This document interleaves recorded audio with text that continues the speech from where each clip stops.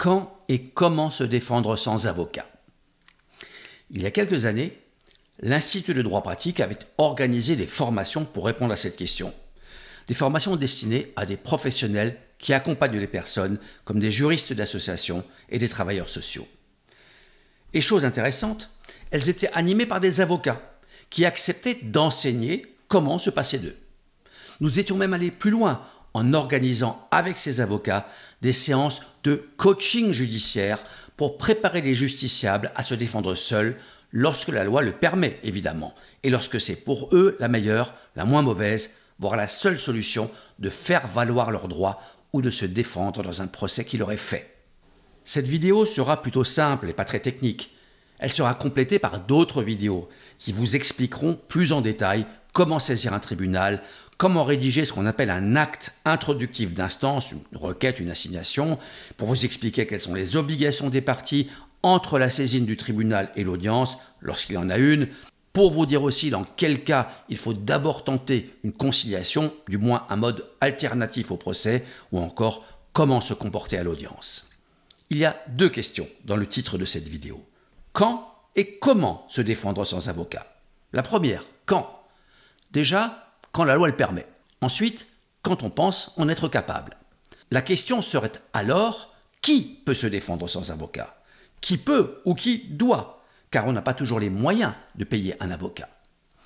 Avant de répondre, est-il même nécessaire de rappeler qu'il est toujours préférable d'avoir un avocat, même si mes stagiaires de la formation continue me rapportent parfois des expériences pas forcément très concluantes, on va dire les choses comme ça.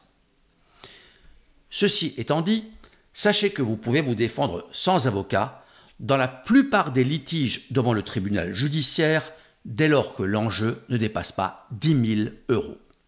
Tout ce qui relève du juge des contentieux et de la protection, comme les tutelles, le surendettement, les litiges entre bailleurs et locataires, sont indépendants de la valeur en litige. On peut donc toujours se défendre seul. C'est aussi vrai du juge aux affaires familiales, mais pas du divorce ou de la filiation, où il faut toujours prendre un avocat. Citons aussi le conseil de prud'homme, où on peut toujours se défendre sans avocat, même quand ce n'est pas forcément recommandé. Là où c'est plus compliqué, c'est si vous êtes en demande, car il vous faudra connaître le tribunal compétent et donc ne pas vous tromper et ensuite mettre en œuvre la procédure. Ça, on le verra dans une autre vidéo. Mais de toute façon, il est toujours préférable de demander une confirmation de compétence au secrétariat greffe. Si vous êtes en défense, vous recevrez le plus souvent une assignation qui mentionnera, le cas échéant, que vous devez obligatoirement prendre un avocat, sans quoi vous vous exposeriez à ce que la décision soit rendue uniquement sur les dires de votre adversaire. Est-ce qu'il obtiendrait pour autant tout ce qu'il demande si vous ne vous défendez pas? Réponse dans une autre vidéo déjà disponible. C'est une chose d'avoir le droit de se défendre sans avocat, c'en est une autre d'en être capable. L'avocat n'est pas seulement un technicien, il a la nécessaire distance, il a le recul avec le conflit, une distance qui va lui assurer lucidité et objectivité. Enfin, objectivité pas vraiment, ou pas du tout même, car en justice, il faut parfois forcer un peu le trait, et les avocats le font parfois avec si peu de retenue que le tribunal s'apparente à une scène de théâtre. Affirmer sans prouver ne sert normalement pas à grand-chose, mais les parties et leurs avocats peuvent mentir autant qu'ils veulent devant un juge, ou par écrit dans leurs actes, sans qu'on puisse leur reprocher la diffamation. Donc je dirais qu'il faut être crédible plus qu'objectif. Il faut savoir garder son calme, maîtriser ses nerfs. C'est vrai à l'audience, même si elle n'a pas toujours beaucoup d'importance, contrairement à ce qu'on imagine. C'est vrai aussi dans les écrits, car il faut suivre une méthodologie, celle des avocats, et pas se perdre dans des proses ou faire de l'ironie ou de la morale. Quand on dit se défendre sans avocat, cela ne veut pas forcément dire se défendre seul. Devant le tribunal judiciaire, l'article 762 du Code de procédure civile nous dit que lorsque la représentation par avocat n'est pas obligatoire, les parties se défendent elles-mêmes.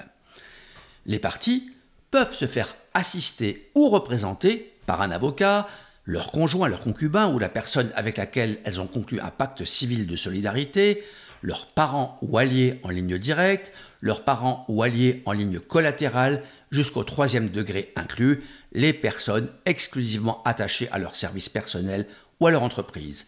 Le représentant, s'il n'est pas avocat, doit justifier d'un pouvoir spécial. La capacité à se défendre seul n'est pas seulement une question de sang-froid. Il faut de la méthode, voire des compétences. Je vais essayer de vous aider dans cette vidéo et dans d'autres qui seront plus techniques, désolé, consacrées à la procédure judiciaire. D'ailleurs, abonnez-vous à la chaîne pour en être informé. En général, celui qui peut se payer un avocat le fera et ne se demandera pas s'il peut s'en passer. Mais certains n'ont pas vraiment le choix. Si vous êtes sans ressources ou avec de très faibles ressources, vous pouvez avoir droit à l'aide juridictionnelle. Quand vous examinez les critères, ici le barème de 2025 pour une personne seule, sans autre personne à charge, vous voyez que tous les propriétaires immobiliers en sont exclus, à moins peut-être de vivre dans une cabane. Pareil, si votre patrimoine mobilier est évalué à pas même 13 000 €, donc une voiture pas trop ancienne et quelques meubles, et vous voilà exclu. Et bien sûr, on prend en compte les revenus. Il ne faut pas gagner plus de 1 100 € par mois, donc bien moins que le SMIC, pour une aide juridictionnelle totale. Et si vous touchez le SMIC, toujours sans personne à charge, ce n'est que 25% des honoraires qui seront pris en charge. Donc, l'aide juridictionnelle, c'est pas pour tout le monde. Et tout le monde ne peut pas dépenser des centaines, voire des milliers d'euros dans une procédure, même s'il peut espérer en récupérer une partie s'il gagne le procès. Et s'il le perd, il risque de supporter une partie des honoraires de l'avocat adverse. Souvent, se pose la question de l'enjeu. Un litige avec un commerçant, un entrepreneur, ça vaut la peine ou pas de faire un procès? D'ailleurs, dans ce type de litige, on peut souvent éviter le procès avec une lettre bien ficelée, et je consacre une vidéo à cela en prenant l'exemple du démarchage à domicile. Mais la méthode est transposable à bien d'autres situations. La question de l'enjeu se pose aussi, par exemple, si on vous doit quelques centaines d'euros. Prendre un avocat, franchement, ça vaut rarement le coup. D'autant plus qu'on peut tenter une démarche, on va dire semi-amiable, avec un commissaire de justice. Je vais vous donner quelques hypothèses où on devrait pouvoir s'en sortir seul. Par exemple, en matière familiale, demander une pension alimentaire est d'autant plus facile que le juge va appliquer un barème, sauf s'il a de bonnes raisons de s'en écarter. Donc, on va sur servicepublic.fr, on prend le CERFA, on lit et on applique la notice. Grâce à ça, on saisit le juge sans aucun intermédiaire. C'est un peu plus compliqué si on ne sait pas où joindre son adversaire, l'autre parent en général. Il faut alors passer par un commissaire de justice au lieu d'envoyer la demande au tribunal. Dans un même registre, on n'a pas forcément besoin d'un avocat s'il faut diminuer ou suspendre une pension, voire pour un problème d'autorité parentale ou de droit de visite, même si là, l'avocat peut être recommandé. Une demande de tutelle ou une demande de délai de paiement ou de report d'échéance d'un crédit devrait aussi pouvoir se faire sans avocat. Et donc, comment faire? Ce qui est la seconde question posée dans cette vidéo. Si vous êtes en demande, donc si c'est vous qui faites le procès, ne pensez pas que tout est dans le formulaire CERFA. Le but du procès n'est pas de saisir le juge. Ça, le CERFA vous y aidera. Le but est de gagner le procès, d'obtenir gain de cause. Le CERFA, sa notice explicative et les sites internet publics seront utiles. Mais on ne gagne pas un procès en brandissant son code civil. Il y a d'autres codes que ceux de la loi. Il y a le terrain, il y a l'humanité et la subjectivité du juge. Il y a votre adversaire ou son avocat qui, à l'audience, tentera de vous déstabiliser. C'est à cela que nous préparions les justiciables en coaching judiciaire. Et c'est d'ailleurs même utile lorsqu'on est assisté et non représenté par un avocat, car il vaut mieux éviter de s'emporter devant un juge ou de raconter des sottises. Un des conseils que nous donnions en coaching judiciaire était d'assister d'abord à une audience, si possible, devant la juridiction qui jugera votre litige, ce qui n'est pas toujours possible. Par exemple, les audiences devant le juge aux affaires familiales ou le juge des enfants ne sont pas publiques, on ne peut pas y assister. Mais le plus important est le dossier, souvent même dans des procédures dites orales, comme devant le juge aux affaires familiales. Le dossier, c'est les arguments et les pièces, donc les justificatifs, les témoignages, les preuves, tout ce qui fonde et appuie votre demande. D'ailleurs, le Code de procédure civile dit que la demande doit être fondée en faits et en droit. Pour que les faits soient des faits et non des allégations, des affirmations, il faut des preuves. Quant au droit, c'est pas mal de mentionner la base juridique de votre demande, donc un article de loi. Mais si vous vous défendez seul, ce ne sera pas très grave si vous ne mentionnez pas d'article ou si vous vous trompez d'article, du moins si j'en crois un juge que j'avais interviewé pour les besoins de mes formations, pourvu que la demande soit juridiquement crédible. La méthodologie est simple. Ça commence au stade de la rédaction de la demande en justice. L'écrit, comme l'oral, est souvent et surtout un renvoi aux pièces. Je prends un exemple.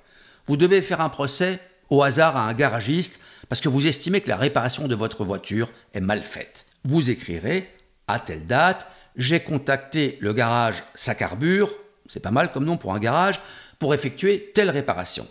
J'ai signé le devis pour tel montant, entre parenthèses, pièce numéro 1. La voiture est tombée en panne je lui ai apporté le véhicule. Il a refusé de faire la réparation, suite à quoi je lui ai adressé un mail disant que, entre parenthèses, pièce numéro 2.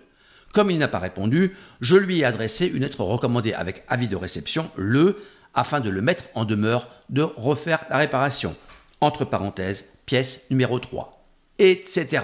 Et dans le dossier destiné au juge, on classe les pièces numérotées, si bien qu'il fera immédiatement le lien entre l'argumentaire et ce qui le justifie. Pas de littérature, pas d'emphase. Après, il y aura d'autres choses qu'on ne va pas expliquer dans cette vidéo, comme la différence entre une requête et une assignation, ou l'obligation de transmettre le dossier avant l'audience, non seulement au tribunal, mais aussi à l'adversaire, on va dire dans la plupart des cas. Il faudrait aussi expliquer la compétence d'attribution, c'est-à-dire quel tribunal pour quel litige, et la compétence territoriale, mon tribunal ou celui de mon adversaire, s'il est dans un autre département. Une vidéo sera consacrée à ces questions de compétences. Ça a l'air compliqué, et c'est vrai que ça l'est parfois, mais pas toujours.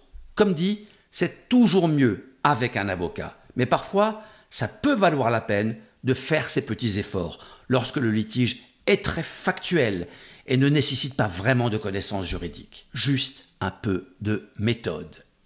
Si le législateur a voulu qu'on puisse se défendre sans avocat dans certaines hypothèses, c'est qu'il a estimé que cela correspondait à un besoin et il appartient à l'institution judiciaire, le greffe, le juge, d'en tenir compte et de s'y adapter, dans une certaine mesure. Voilà pour aujourd'hui, merci de votre écoute et à bientôt.